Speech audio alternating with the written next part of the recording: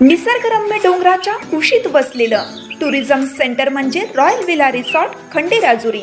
Swimming pool, boating, rain dance, दूरदर्शन, झुलता पूल, ट्रेकिंग, फनी गेम्स तसेच राहण्यासाठीही लॉजिंगची सोय, जेवण नाश्त्याची सोय, शालेय सहल व प्री वेडिंग फोटोशूटसाठीही उत्तम ठिकाण. जीवनातील अनमोल आनंदाचे क्षण साजरे करण्यासाठी एक वेळ अवश्य भेट द्या.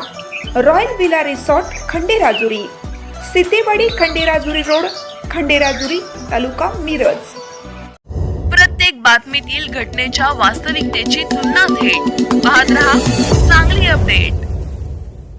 मिरजेत प्रभाग क्रमांक 2 मधील रस्त्याची दुरवस्था. नागरिकांनी उपायुक्त विजया यादव यांना निवेदन देऊन आंदोलनाचा इशारा दिला.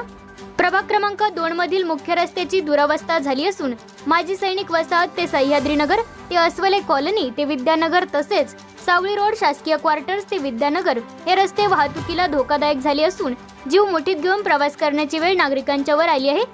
गेले कित्येक वर्ष या रस्त्याचे डांबरीकरण झाले नसल्याने परिसरात धुळीचे साम्राज्य पसरले आहे. तसेच त्यामुळे लहान मुले व वयोवृद्ध नागरिकांना त्याचा त्रास होत आहे.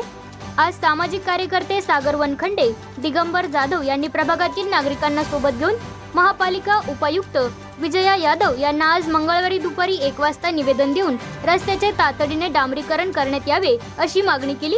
यावेळी विकास मोरे, विशाल सागरे, बंडू हाके, सुनील जाधव, राजू सोनार, श्रीधर मोरे, विशाल भानुसे, श्रीधर तवटे, भास्कर सातपुते, वेद वाघमारे यांच्यासह नागरिक उपस्थित होते.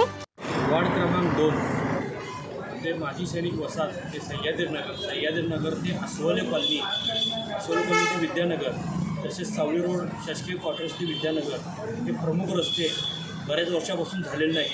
त्या ठिकाणी रस्त्याचं अस्तित्व म्हणून काही राहिलेलं नाही.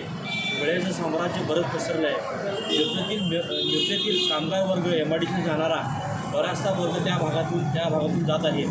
तेथील लहान मुलं असतील, महिला असतील, नागरिक असतील, वयोवृद्ध लोक असतील, ह्या लोकांना त्या रस्त्याचा अतिशय प्रचंड त्रास होत आहे. वारंवार मागणी करून पण रस्ता फक्त मंजूर आहे, धरला आहे असं सांगून टाळाटाळ करत आहेत.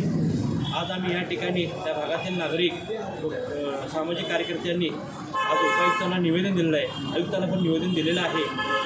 जर तो लवकरात लवकर रस्ता येत्या बजेटमध्ये किंवा शासकीय फंडात पकडला नाही तर आम्ही त्या भागातील नागरिक एकत्र येऊन तीव्र आंदोलन करू असे या प्रसंगी सांगतो.